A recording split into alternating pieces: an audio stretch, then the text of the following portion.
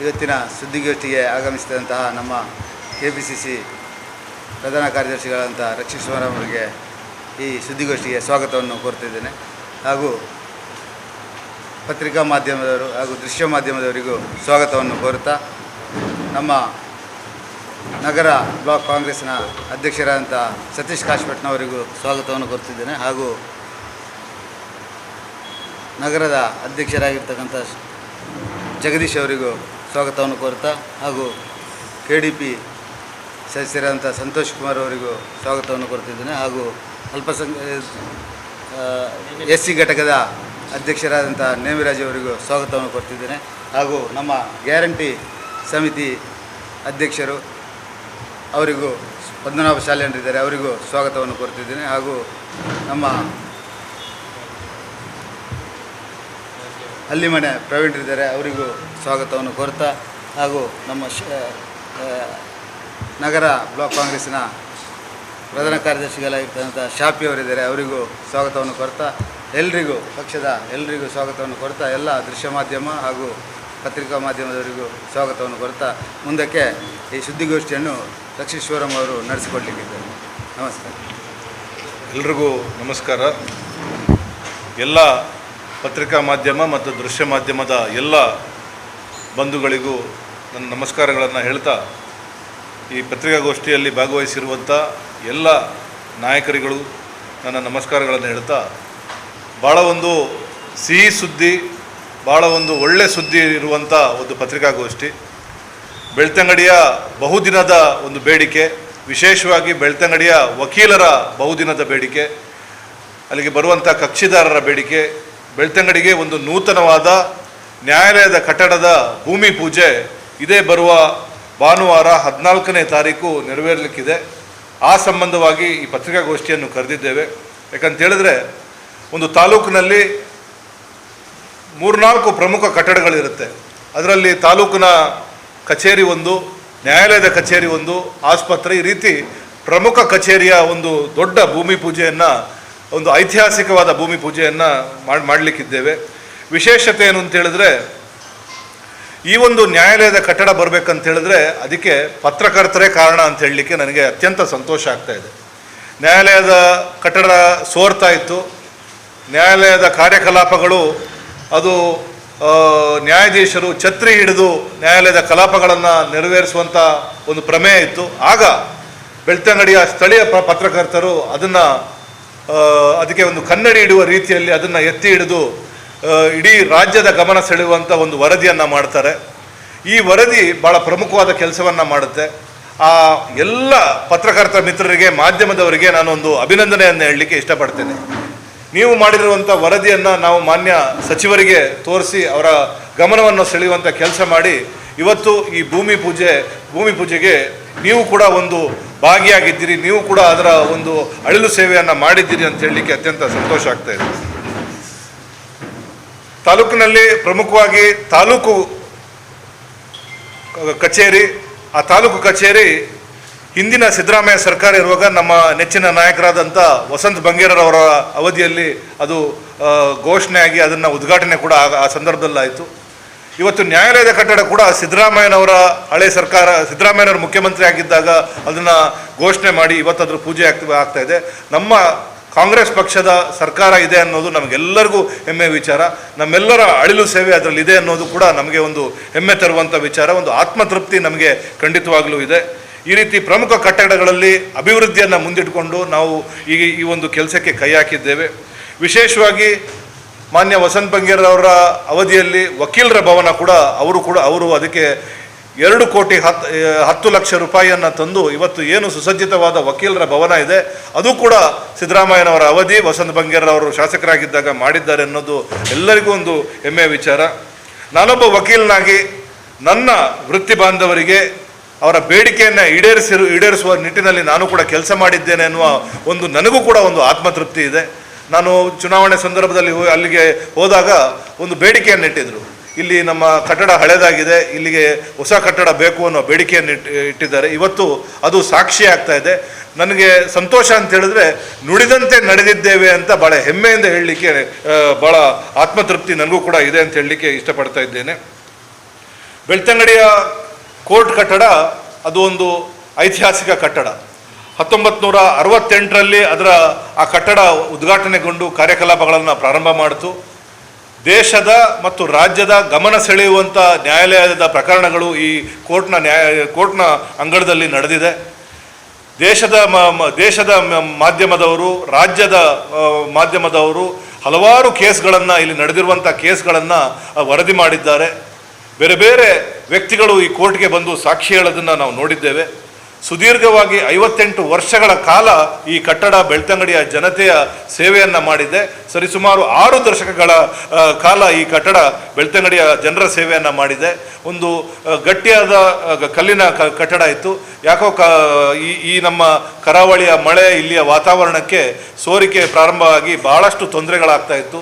ಕಡತಗಳ ಮೇಲೆ ನೀರು ಬೀಳುವಂಥ ಸಂದರ್ಭಗಳು, ರೆಕಾರ್ಡ್ ರೂಮ್ಗಳು ಹಾಳಾಗುವಂಥ ಸಂದರ್ಭ, ನ್ಯಾಯಾಲಯದ ಕಲಾಪಗಳು ನಡೆಯುವಾಗ ಮಳೆ ನೀರಿನಿಂದ ಸೋರಿಕೆ ಆಗುವಂಥ ಸಂದರ್ಭ, ಈ ರೀತಿ ಸಾಕಷ್ಟು ಸಮಸ್ಯೆಗಳು ಬಂದಾಗ ನಮಗೆ ಪ್ರಮುಖವಾಗಿ ಅಂದಿನ ವಕೀಲರ ಸಂಘದ ಅಧ್ಯಕ್ಷರಾದಂಥ ವಸಂತ ಮರಕಡರವ್ರನ್ನ ಈ ಸಂದರ್ಭದಲ್ಲಿ ನೆನೆಸ್ಕೊಳ್ಳಿಕ್ಕೆ ನಾನು ಇಷ್ಟಪಡ್ತಾ ಇದ್ದೇನೆ.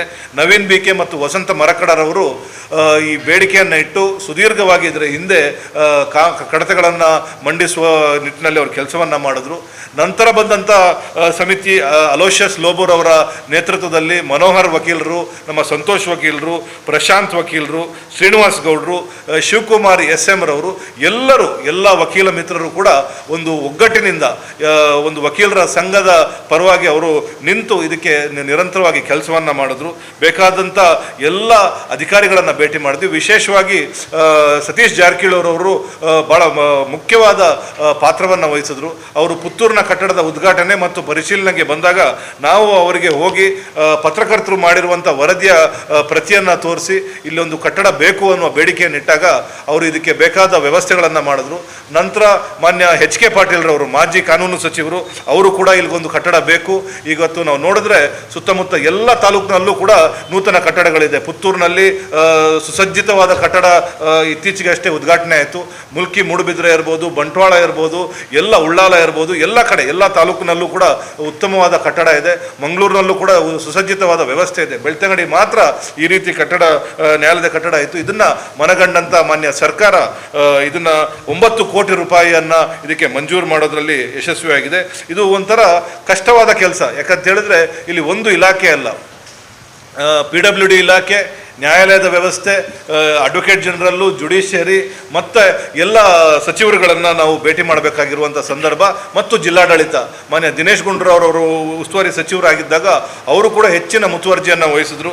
ಮಾನ್ಯ ಅಡ್ವೊಕೇಟ್ ಜನರಲ್ ರವರಾದ ಶಶಿಕಿರಣ್ ಶೆಟ್ಟಿರವರು ಭಾಳ ಉತ್ತಮವಾದ ಮುತುವರ್ಜಿಯನ್ನು ವಹಿಸಿದ್ರು. ಎಲ್ಲರ ಸಮ್ಮುಖದಲ್ಲಿ ಈ ಒಂದು ಕಟ್ಟಡದ ನಿರ್ಮಾಣಕ್ಕೆ ಇವತ್ತು ಶಂಕುಸ್ಥಾಪನೆಯನ್ನು ಮಾಡ್ತಿದ್ದೇವೆ. ಇವತ್ತು ಸ್ಥೂಲವಾಗಿ ಇದರ ಕೆಲವು ವೈಶಿಷ್ಟ್ಯತೆ ನಿಮ್ಮಲ್ಲಿ ಹಂಚ್ಕೊಳ್ಳಿಕ್ಕೆ ನಾನು ಇಷ್ಟಪಡ್ತಾ ಇದ್ದೇನೆ. ಈಗ ಫೇಸ್ 1ನ ಕಟ್ಟಡ ಮಾತ್ರ ಇಲ್ಲಿಗೆ ಮಂಜೂರಾಗಿರುವಂಥದ್ದು. ಸಂಪೂರ್ಣವಾಗಿ ಫೇಸ್ 1 ಮತ್ತು ಫೇಸ್ 2ನ ಅಂದಾಜು ಮೊತ್ತ 24 ಕೋಟಿಯ ಇದೊಂದು ಪ್ರಾಜೆಕ್ಟ್ ಇದು. ಈ 24 ಕೋಟಿಯಲ್ಲಿ 9 ಕೋಟಿ ರೂಪಾಯಿ ಈಗಾಗಲೇ ಅನುಮೋದನೆಗೊಂಡಿದೆ. ಈ ಹೊಸ ಶಂಕುಸ್ಥಾಪನೆ ಆದ ನಂತರ ಇಲ್ಲಿ ಒಂದು ನೆಲಮಾಡಿ ಬರುತ್ತೆ. 1430 ಸ್ಕ್ವೇರ್ ಮೀಟರ್ನ ಕಟ್ಟಡ ಇಲ್ಲಿ ಬರುತ್ತೆ.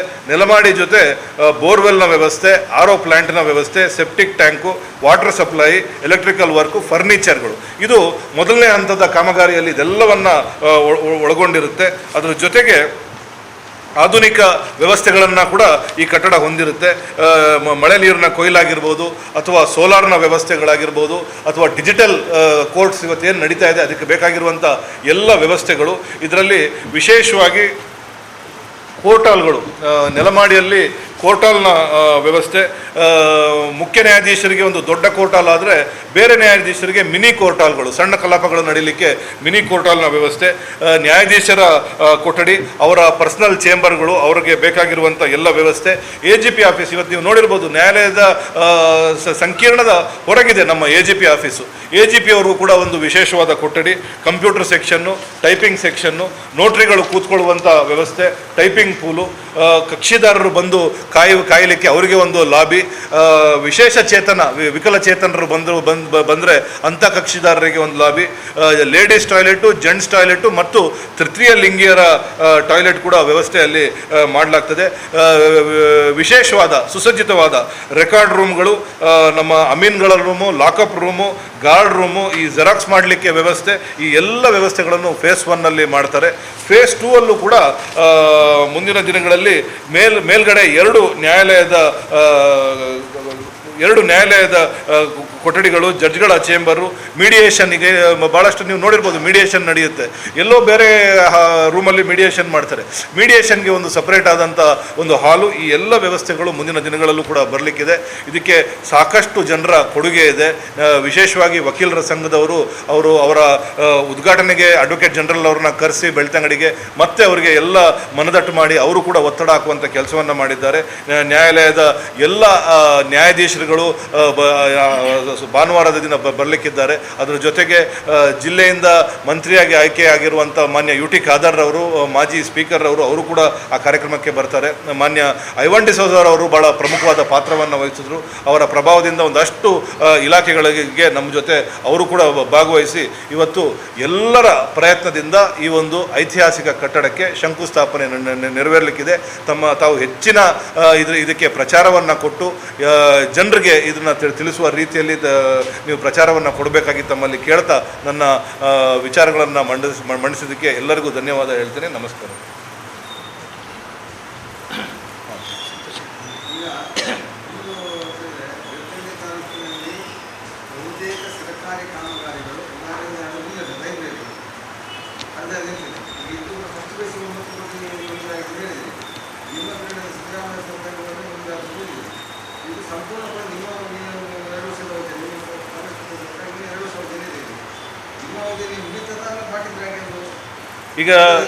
ಈಗ ಫಸ್ಟ್ ಫೇಸ್ನ ಮುಗಿಸಿ ಕೋರ್ಟ್ನ ಕಂಪ್ಲೀಟ್ ಇವಾಗೇನು ಸ್ಥಳಾಂತರ ಆಗುತ್ತೆ ಅದನ್ನು ಮತ್ತೆ ಅಲ್ಲಿಗೆ ತಂದು ಫಸ್ಟ್ ಫೇಸಲ್ಲಿ ರನ್ನಿಂಗ್ ಆಗುವಂಥ ವ್ಯವಸ್ಥೆ ಮಾಡಲಿಕ್ಕೆ ಎಲ್ಲ ವ್ಯವಸ್ಥೆಗಳನ್ನು ಮಾಡಬೇಕಾಗುತ್ತೆ.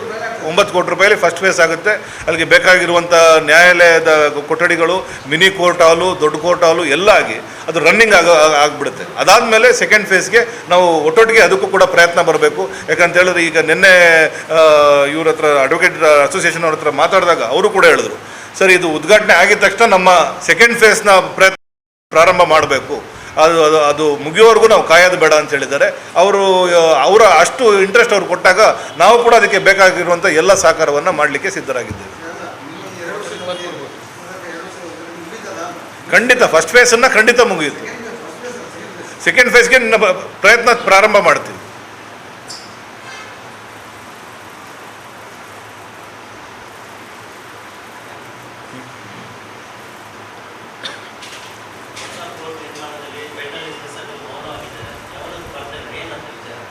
ಅದು ಅವ್ರನ್ನೇ ಕೇಳಬೇಕು. ನಾವು ಅಭಿವೃದ್ಧಿಯ ಪರ.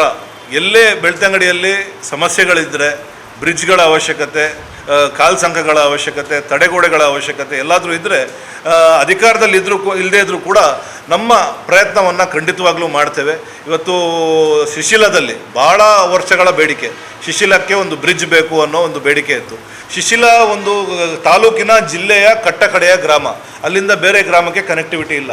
ಅಲ್ಲಿ ದೊಡ್ಡ ಮೊತ್ತದ ಒಂದು ಅನುದಾನ ತಂದು ಬ್ರಿಡ್ಜ್ ಹಾಕಬೇಕು ಅಂತ ಹೇಳಿದ್ರೆ ಅದು ಒಂದು ಕಷ್ಟ ಕೆಲಸ ಆಗಿತ್ತು. 2,75,00,000 ರೂಪಾಯಿ ಈಗ ಸರ್ಕಾರ ಸ್ಯಾಂಕ್ಷನ್ ಮಾಡಿತ್ತು. ಈಗ ಮತ್ತೆ ಸಿದ್ದರಾಮಯ್ಯನವರು ಅವರ ಮುಖ್ಯಮಂತ್ರಿ ಸ್ಥಾನದಿಂದ ಇಳಿಯುವ ಒಂದು ಕಡೆ ಹಂತದಲ್ಲಿ ಅವರು ಅದಕ್ಕೆ ಅನುಮೋದನೆ ಕೊಟ್ಟಿದ್ದಾರೆ. ಇವಾಗ 5 ಕೋಟಿ ರೂಪಾಯಿಯ ಬ್ರಿಡ್ಜ್ ಅಲ್ಲೂ ಕೂಡ ಬರುತ್ತೆ. ಒಂದು ದೊಡ್ಡ ರೀತಿಯಲ್ಲಿ ಧಾರ್ಮಿಕ ಕ್ಷೇತ್ರಕ್ಕೆ ಜನರು ಬರುವಂಥ ವ್ಯವಸ್ಥೆಗೆ ನಾವು ಒಂದು ದೊಡ್ಡ ಬ್ರಿಡ್ಜ್ ಭಾಳ ವರ್ಷದ ಬೇಡಿಕೆ ಆಗಿತ್ತು. ಅದನ್ನು ಕೂಡ ಸಿದ್ದರಾಮಯ್ಯರವರು ಈಡೇರಿಸಿಕೊಟ್ಟಿದ್ದಾರೆ.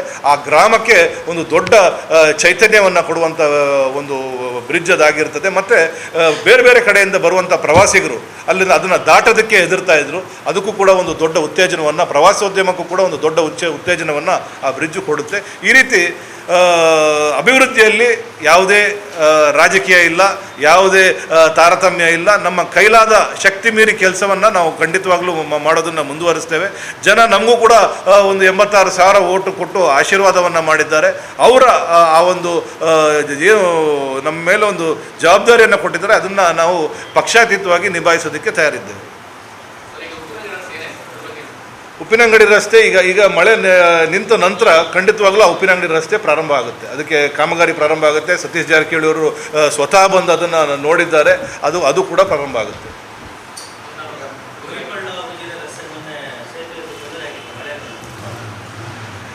ಈಗ ಈ ಕಾಂಟ್ರಾಕ್ಟರ್ಗಳಿಗೆ ಯಾಕೋ ಒಂದು ಸಣ್ಣತನ ಇರುತ್ತೆ.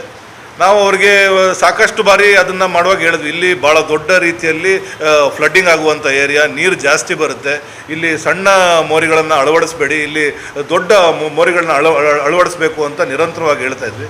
ಆದರೂ ಅವ್ರಿಗೆಲ್ಲೋ ಒಂದು 2 ರೂಪಾಯಿ 3 ರೂಪಾಯಿ ಉಳಿಸ್ಬೇಕು ಅನ್ನೋ ಒಂದು ಆಸೆ ಇರುತ್ತೆ ಈ ಕಾಂಟ್ರಾಕ್ಟರ್ಗಳಿಗೆ. ಅವರು ಅದಕ್ಕೆ ಸಣ್ಣ ಮೋರಿ ಹಾಕಿದ್ರು. ನಮ್ಮ ಪ್ರವೀಣ್ ಫರ್ನಾಂಡಿಸ್ ಅವರು ಮತ್ತು ಗುರೂರವರು ಸಾಕಷ್ಟು ಬಾರಿ ಹೇಳಿದ್ರು. ಆದರೂ ಕೂಡ ಆ ಹಳೆ ಮೋರಿಗಳು ಕೊಚ್ಕೊಂಡೋಯ್ತು. ಆ ಕೊಚ್ಕೊಂಡು ಹೋದ ಸಂದರ್ಭದಲ್ಲಿ ಭಾಳಷ್ಟು ಸಮಸ್ಯೆಯನ್ನು ಜನರು ಅನುಭವಿಸಿದ್ರು.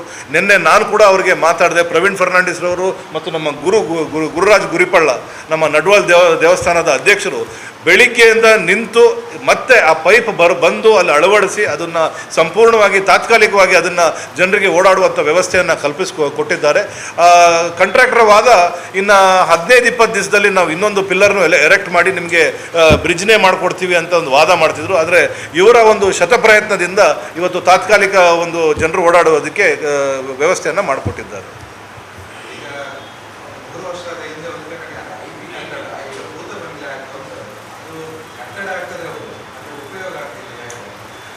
ಈಗ ಎಲ್ಲದಕ್ಕೂ ಒಂದು ಕಾನೂನಿದೆ. ಜನರಿಗೊಂದು ಕಾನೂನು, ಸರ್ಕಾರಕ್ಕೆ ಒಂದು ಕಾನೂನು ಅಂತ ಏನು ಹೇಳಲಿಕ್ಕಾಗಲ್ಲ. ಈಗ ನೀವು ನಿಮ್ಮ ಮನೆ ಕಟ್ಟಬೇಕು ಅಂತ ಹೇಳಿದ್ರೆ ಫಸ್ಟು ಲ್ಯಾಂಡ್ ಪರ್ಚೇಸ್ ಮಾಡಬೇಕು, ಸರ್ಕಾರದ ಎಲ್ಲ ಪರ್ಮಿಷನ್ ತಗೋಬೇಕು, ವಿನ್ಯಾಸ ನಕ್ಷೆ ಆಗಬೇಕು, 9/11 ಆಗಬೇಕು, ಎಲ್ಲ ಆದಮೇಲೆ ನೀವು ಕಟ್ಟಡ ಪ್ರಾರಂಭ ಮಾಡೋದು. ಇಲ್ಲಿ ಏನೂ ಡಾಕ್ಯುಮೆಂಟೇಷನ್ ಮಾಡದೆ, ಯಾವುದೇ ಪರ್ಮಿಷನ್ ತಗೊಳ್ಳದೆ ಏಕಾಏಕಿ ಇನ್ನು ಫೇಸ್ 2ಗೆ ಈಗ ನಾವು ಹೇಳ್ಬೋದು, ನಮ್ಮ ಕಾಂಟ್ರಾಕ್ಟರ್ಗೆ ಹೇಳಿ ಕೋರ್ಟ್ನ ಫೇಸ್ 2 ಇವಾಗಲೇ ಕಟ್ಬಿಡಿ, ಜನರ ಒತ್ತಡ ಇದೆ ಅಂತ ಹೇಳ್ಬೋದು. ಎಲ್ಲದಕ್ಕೊಂದು ಕಾನೂನು ಅಂತ ಇರುತ್ತೆ. ಆ ಕಾನೂನು ಅಡಿಯಲ್ಲಿ ನಾವೆಲ್ಲ ಬರ್ತೇವೆ. ಸರ್ಕಾರ ಕೂಡ ಆ ಕಾನೂನು ಅಡಿಯಲ್ಲೇ ಬರಬೇಕು. ಅದನ್ನು ಬಿಟ್ಟು ನಮ್ಮ ಹತ್ರ ಅಧಿಕಾರ ಇದೆ ಎಲ್ಲ ಮಾಡಿ ಆಮೇಲೆ ದುಡ್ಡದು ಆಮೇಲೆ ನೋಡೋಣ ಅದನ್ನು ಉದ್ಘಾಟನೆ ಮಾಡಿಬಿಟ್ರೆ ಇವತ್ತು ತಪ್ಪು ಮಾಡಿರೋನು ನೀರು ಕುಡಿಲೇಬೇಕು. ಆದ್ದರಿಂದ ಅಧಿಕಾರಿಗಳಿಗೂ ಕೂಡ ಎಲ್ಲೋ ಒಂದು ಭಯ ಇದೆ.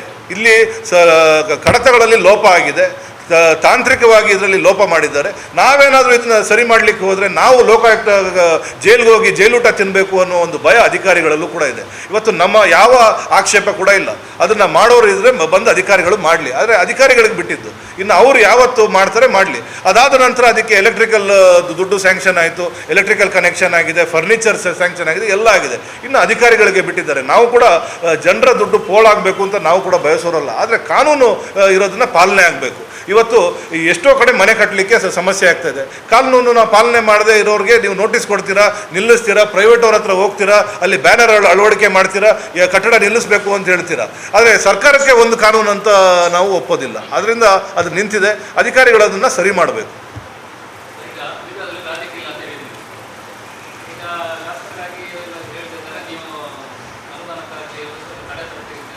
ಅನುದಾನಕ್ಕೆ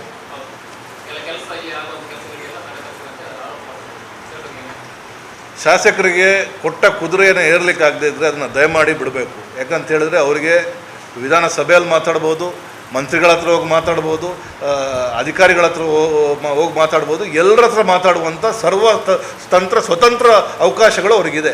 ಅದನ್ನು ಬಿಟ್ಟು ಕುಂಟು ನೆಪ ಹೇಳಿ ಯಾರೋ ಸೋತಿರೋ ಅಭ್ಯರ್ಥಿ ನನ್ನ ಇದು ಫಂಡ್ ತರಕ್ಕೆ ಬಿಡ್ತಾ ಇಲ್ಲ ಅಂತ ಹೇಳಿದ್ರೆ ಇದು ಯಾವ ನ್ಯಾಯ ಅಂತ ಕೇಳ್ತೀನಿ. ಅದಲ್ಲದೆ ಶಾಸಕರಿಗೆ ಇವತ್ತು 25 ಕೋಟಿ ರೂಪಾಯಿಯ ಅನುದಾನವನ್ನು ಅವರ ವೈಯಕ್ತಿಕ ನಿಧಿಗೆ ಕೊಟ್ಟಿದ್ದಾರೆ.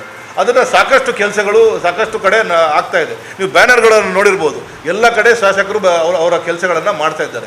ಸುಮ್ಮನೆ ಹೋಗಿ ಗ್ರಾಮ ಮಟ್ಟದಲ್ಲಿ ಸರ್ಕಾರ ದುಡ್ಡು ಕೊಡ್ತಾ ಇಲ್ಲ ಅಂತ ಸರ್ಕಾರದ ಮೇರೆಗೆ ಗೂಬೆ ಕೂರಿಸುವಂಥ ಜನರನ್ನು ದಾರಿ ತಪ್ಪಿಸುವಂಥ ಕೆಲಸವನ್ನು ಮಾಡ್ತಿದ್ದಾರೆ. ಇವತ್ತು ಎಲ್ಲ ಕಡೆ ಅಭಿವೃದ್ಧಿ ಆಗ್ತಾ ಇದೆ. ನಿಮಗೆ ಒಂದು ಮೈಪಾಲ ಸಂಘ ನೋಡ್ಬೋದು. ಈ ರಾಜ್ಯದಲ್ಲೇ ಈ ಜಿಲ್ಲೆಯಲ್ಲೇ ಆಗ್ತಿರುವಂಥ ಒಂದು ಮಾದರಿ ಪ್ರಾಜೆಕ್ಟ್ ಅಂತ ನಾವು ಹೇಳ್ಬೋದು. ನಮ್ಮ ಜಕ್ರಿಬೆಟ್ಟುನಲ್ಲಿ ಒಂದು ಪ್ರಾಜೆಕ್ಟು, ಉಳ್ಳಾಲ ಅರೆಕಳದಲ್ಲಿ ಒಂದು ಪ್ರಾಜೆಕ್ಟು, ನಮ್ಮ ಬೆಳ್ತಂಗಡಿಯ ಮೈಪಾಲದಲ್ಲಿ ಒಂದು ಪ್ರಾಜೆಕ್ಟು, ಮುಗೇರಡ್ಕ ಅಲ್ಲ ಮೈಪಾಲ ಸಂಘ. ಈ 3 ಇರಿಗೇಷನ್ ಕಮ್ ಟ್ರಾನ್ಸ್ಪೋರ್ಟ್ಗೆ ಮಾಡಿರುವಂಥ ಸಂಘ. ನೀವು ಜಕ್ರಿಬೆಟ್ಟುನಿಂದ ಇವತ್ತು ಆ ಭಾಗಕ್ಕೆ ಹೋಗುವಂಥದ್ದು, ಅರೆಕಾಳದಿಂದ ಉಳ್ಳಾಲಕ್ಕೆ ಹೋಗುವಂಥದ್ದು, ಮತ್ತು ಇಲ್ಲಿ ಮೈಪಾಲದಿಂದ ಕನೆಕ್ಷನ್ ಆದರೆ ನೀವು ಕಲ್ಲೇರಿ ಭಾಗಕ್ಕೆ ಭಾಳ ಸುಲಭವಾಗಿ ಬರುವಂಥ ವ್ಯವಸ್ಥೆ. ಇದು ಸರ್ಕಾರ, ನಮ್ಮ ಸರ್ಕಾರ ಬಂದ ನಂತರ ಪ್ರಪ್ರಥಮವಾಗಿ ಇದಕ್ಕೆ ದುಡ್ಡನ್ನು ಬಿಡುಗಡೆ ಮಾಡಿ ಇವತ್ತು ಸುಸಜ್ಜಿತವಾದ ಒಂದು ಬ್ಯಾರೇಜ್ ಕಮ್ ಇದರಲ್ಲಿ ನಿರ್ಮಾಣ ಆಗಿದೆ. ಎಲ್ಲ ಮಾಧ್ಯಮ ಮಿತ್ರರು ದಯಮಾಡಿ ಒಂದು ಸತಿ ಅದನ್ನು ನೋಡಬೇಕು. ಮೊನ್ನೆ ಮಾನ್ಯ ಸಣ್ಣ ನೀರಾವರಿ ಇಲಾಖೆ, ಮಾಜಿ ಸಣ್ಣ ನೀರಾವರಿ ಇಲಾಖೆ ಸಚಿವರಾದಂಥ ಬೋಸರಾಜ್ರವರು ಕೂಡ ಬಂದು ಅದನ್ನು ವೀಕ್ಷಣೆ ಮಾಡಿ ಹೋಗಿದ್ದಾರೆ. ಇದೇ ರೀತಿ ಒಂದು ಸಂಘ ಉಡುಪಿಯಲ್ಲೂ ಕೂಡ ಆಗ್ತಾಯಿದೆ. ಎಲ್ಲವನ್ನ ಮಾನ್ಯ ಮುಖ್ಯಮಂತ್ರಿಯವರೇ ಬಂದು ಉದ್ಘಾಟನೆ ಮುಂದಿನ ದಿನಗಳಲ್ಲಿ ಮಾಡಲಿಕ್ಕಿದ್ದಾರೆ. ಇವತ್ತು ನಾವು ಅದನ್ನು ಆ ಒಂದು ಪ್ರಾಜೆಕ್ಟ್ ಆದ ನಂತರ ಅಲ್ಲಿಯ ರೈತರ ಹತ್ರ ನೀವು ಕೇಳಿ, ಎಲ್ಲ ಕಡೆ ನೀರಿನ ಅಭಾವ ಇತ್ತು. ಬೋರ್ವೆಲ್ಲಲ್ಲಿ ನೀರು ಕಮ್ಮಿ ಆಗ್ತಾ ಇತ್ತು, ಬಾವಿಗಳಲ್ಲಿ ನೀರು ಕಮ್ಮಿ ಆಗ್ತಾ ಇತ್ತು. ಈ ಇರಿಗೇಷನ್ ಪ್ರಾಜೆಕ್ಟಿಂದ ಎಲ್ಲ ಬಾವಿಗಳು ತುಂಬುವಂಥ ಕೆಲಸ, ಬೋರ್ವೆಲ್ಲಲ್ಲಿ ಗ್ರೌಂಡ್ ವಾಟರ್ ಮಟ್ಟ ಮೇಲೆ ಬರುವಂಥ ಒಂದು ದೊಡ್ಡ ಕೆಲಸ ಅದರಿಂದ ಆಗಿದೆ. ಆದ್ದರಿಂದ ಸಾಕಷ್ಟು ಡೆವಲಪ್ಮೆಂಟ್ಗಳು ಬೆಳ್ತಂಗಡಿಯಲ್ಲಿ ಆಗ್ತಾ ಇದೆ. ಅದಕ್ಕೆ ಎಲ್ಲರ ಸಹಕಾರ ಬೇಕು. ಜನಪ್ರತಿನಿಧಿಗಳ ಸಹಕಾರ, ಜನರ ಸಹಕಾರ, ಮಾಧ್ಯಮದವರ, ಅಧಿಕಾರಿಗಳ ಸಹಕಾರ ಬೇಕು ಅಂತ ನಾನು ಕೇಳಲಿಕ್ಕೆ ಇಷ್ಟಪಡ್ತೀನಿ.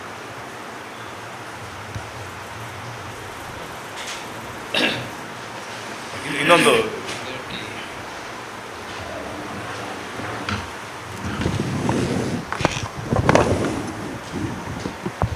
ಆತ್ಮೀಯರೇ, ಈಗಾಗಲೇ ನಮ್ಮ ರಕ್ಷೇಶ್ವರಮ್ರವರು ನಮ್ಮ ಕೋರ್ಟಿನ ಬಗ್ಗೆ ಭಾಳ ಒಳ್ಳೆಯ ರೀತಿಯಲ್ಲಿ ನಮಗೆ ಮಾಹಿತಿಯನ್ನು ಕೊಟ್ಟಿದ್ದಾರೆ. ಇವತ್ತು ನಮಗೆ ಬಹಳ ಸಂತೋಷದ ಒಂದು ಸಂದರ್ಭ ಅಂತ ಹೇಳಲಿಕ್ಕೂ ಭಾಳ ಸಂತೋಷ ಆಗ್ತದೆ. ನಮ್ಮ ಜಿಲ್ಲೆಯವರು, ನಮ್ಮ ಊರಿನವರಾದಂಥ BK ಹರಿಪ್ರಸಾದ್ರವರು ನಮ್ಮ ರಾಜ್ಯದ KPCC ಅಧ್ಯಕ್ಷರಾಗಿ ಇವತ್ತು ಆಯ್ಕೆಯಾಗಿದ್ದಾರೆ. ಅದಕ್ಕೆ ನಾನು ಅವರಿಗೆ ಬ್ಲಾಕ್ ಕಾಂಗ್ರೆಸ್ ವತಿಯಿಂದ ಪ್ರಥಮವಾಗಿ ಅಭಿನಂದನೆಯನ್ನು ಸಲ್ಲಿಸ್ತಾ ಇದ್ದೇನೆ. ಇವತ್ತು 21ನೇ ತಾರೀಕು ಸಂಜೆ 21ನೇ ತಾರೀಕು ಆದಿತ್ಯವಾರ ಬೆಂಗಳೂರಿನ ಅರಮನೆ ಮೈದಾನದಲ್ಲಿ ಇವರ ಪದಗ್ರಹಣ ಸಮಾರಂಭ ನಡೆಯಲಿಕ್ಕಿದೆ. ಬೆಳಿಗ್ಗೆ 21ನೇ ತಾರೀಕು. ಅದಕ್ಕೆ ರಾಷ್ಟ್ರ ಮಟ್ಟದ ಎಲ್ಲ ನಮ್ಮ ನಾಯಕರು ಬರಲಿಕ್ಕಿದ್ದಾರೆ. ಅದರೊಟ್ಟಿಗೆ ರಾಜ್ಯದ ಮಾಜಿ ಮುಖ್ಯಮಂತ್ರಿಯಾದಂಥ ಸಿದ್ದರಾಮಯ್ಯವರು, ಹಾಗೆ ಈಗಿನ ಮುಖ್ಯಮಂತ್ರಿಯವರು, ಎಲ್ಲ ಸಂಪುಟದ ಎಲ್ಲ ಸಚಿವರು, ಎಲ್ಲ ನಮ್ಮ 138 ಶಾಸಕರು, ಇದೆಲ್ಲ ಮತ್ತು ರಾಜ್ಯದ ಎಲ್ಲ ಕಾಂಗ್ರೆಸ್ ಪಕ್ಷದ ನಾಯಕರೆಲ್ಲ ಭಾಗವಹಿಸುವಂಥ ಒಂದು ಕಾರ್ಯಕ್ರಮ ಬೆಂಗಳೂರಿನ ಅರಮನೆ ಮೈದಾನದಲ್ಲಿ ನಡೆಯಲಿಕ್ಕಿದೆ. ಈ ಕಾರ್ಯಕ್ರಮ ಯಶಸ್ವಿ ಆಗಲಿಕ್ಕೆ ತಾವೆಲ್ಲರೂ ನಮಗೆ ಸಹಕಾರ ಕೊಡಬೇಕಂತ ಪ್ರಥಮವಾಗಿ ಪತ್ರಿಕಾ ಮಾಧ್ಯಮದವರ, ದೃಶ್ಯ ಮಾಧ್ಯಮದ ಹತ್ರ ವಿನಂತಿಯನ್ನು ಮಾಡ್ತಿದ್ದೇನೆ. ಅದೇ ರೀತಿ ನಾವು ನಮ್ಮ ಊರಿನವರು, ನಮ್ಮ ಜಿಲ್ಲೆಯವರು, ಅದರಲ್ಲಿ ಕೂಡ ಇನ್ನೂ ನಮ್ಮ ರಕ್ಷೇಶ್ವರಮ್ರವರ ಚಿಕ್ಕಪ್ಪ ಆಗಿ ನಮಗೆ ತುಂಬ ಬೆಳ್ತಂಗಡಿ ತಾಲೂಕಿಗೆ ತುಂಬ ಜವಾಬ್ದಾರಿ ಕೂಡ ಇದೆ. ಈ ಅವರ ಅಧ್ಯಕ್ಷರಿಗೆ ಸಪೋರ್ಟ್ ಮಾಡುವಂಥ ಕೆಲಸ ನಮಗೆ ತುಂಬ ಜವಾಬ್ದಾರಿ ಇದೆ ಅಂತ ಹೇಳಲಿಕ್ಕೆ ನಾನು ಬಯಸ್ತೇನೆ. ನಾಡ್ದು ನಮ್ಮ ಪ್ರತಿ ಬೂತಿನಿಂದ ನಾವು ಯಾರು ನಮ್ಮ ಕಾರ್ಯಕರ್ತರು ಬರ್ತಾರೆ ಅವರನ್ನು ಕರ್ಕೊಂಡು ಹೋಗುವಂಥ ಕೆಲಸವನ್ನು ಕೂಡ ಮಾಡ್ತೇನೆ. ಸುಮಾರು 2,000ದಿಂದ 3,000 ಜನ ಬೆಳ್ತಂಗಡಿಯಿಂದ ಈ ಕಾರ್ಯಕ್ರಮದಲ್ಲಿ ಭಾಗವಹಿಸಲಿಕ್ಕೆ ನಾವು ಉತ್ಸುಕರಾಗಿದ್ದಾರೆ. ಅವರನ್ನು ಕರ್ಕೊಂಡು ಹೋಗುವಂಥ ಕೆಲಸವನ್ನು ಕೂಡ ನಾವು ಮಾಡ್ತೇವೆ ಅಂತ ಈ ಸಂದರ್ಭದಲ್ಲಿ ಹೇಳುತ್ತಾ, ನಮ್ಮ ಈ ಕಾರ್ಯಕ್ರಮಕ್ಕೆ ತಾವೆಲ್ಲರೂ ಸಹಕಾರವನ್ನು ಕೊಡಬೇಕು ಅಂತ ಕೇಳ್ಕೊಳ್ತಾ ನನ್ನ ಮಾತನ್ನು ಮುಗಿಸ್ತೇನೆ.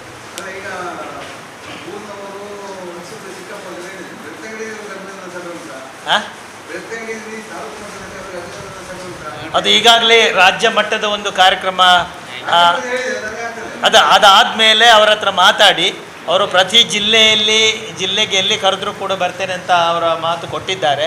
ಅವರು ಬರಲಿಕ್ಕಿದ್ದಾರೆ. ಬರುವ ಸಂದರ್ಭದಲ್ಲಿ ಅದರ ಒಟ್ಟಿಗೆ ಮುಖ್ಯಮಂತ್ರಿಯವರು ಕೂಡ ಆದಷ್ಟು ಬೇಗ ಕೂಡ ಮುಖ್ಯಮಂತ್ರಿಯವರು ಕೂಡ ಈ ನಮ್ಮ ತಾಲೂಕಿಗೆ ಬರಲಿಕ್ಕಿದ್ದಾರೆ. ಆದಷ್ಟು ಬೇಗ ಅದನ್ನು ಒಟ್ಟಿಗೆ ನಾವು ಸೇರಿಕೊಂಡು ಮಾಡುವಂಥ ಆಲೋಚನೆಯಲ್ಲಿ ಕೂಡ ಇದ್ದೇವೆ.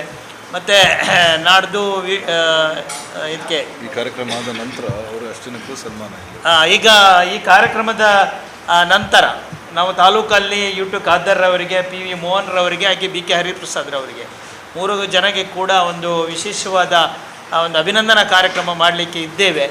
ಅದರ ಕೂಡ ನೀವು ನಮ್ಮೊಟ್ಟಿಗೆ ಇದ್ದೀರಂತ ನಾವು ಭಾವಿಸುತ್ತಾ ಈ ಕಾರ್ಯಕ್ರಮವನ್ನು ಯಶಸ್ವಿಗೊಳಿಸಬೇಕು. ಅದರೊಟ್ಟಿಗೆ ನಮ್ಮ ತಾಲೂಕಿನ ಅಭಿವೃದ್ಧಿ ಕೂಡ ಅದರೊಟ್ಟಿಗೆ ರಕ್ಷಿತರವರಿಗೆ ನೀವು ಸಹಕಾರವನ್ನು ಕೊಟ್ಟರೆ ಇನ್ನು ಕೂಡ ಈ ಸಲ ನಮ್ಮ ತಾಲೂಕಿನ ಅಭಿವೃದ್ಧಿ ಭಾಳ ಹೆಚ್ಚಾಗಿ ಆಗಬಹುದಂತ ನಮ್ಮ ಎಲ್ಲ ಆಶಾಭಾವನದೊಂದಿಗೆ ನಾವು ಇದ್ದೇವೆ ಅಂತ ಹೇಳಲಿಕ್ಕೆ ಸಂತೋಷ ಪಡ್ತೇನೆ.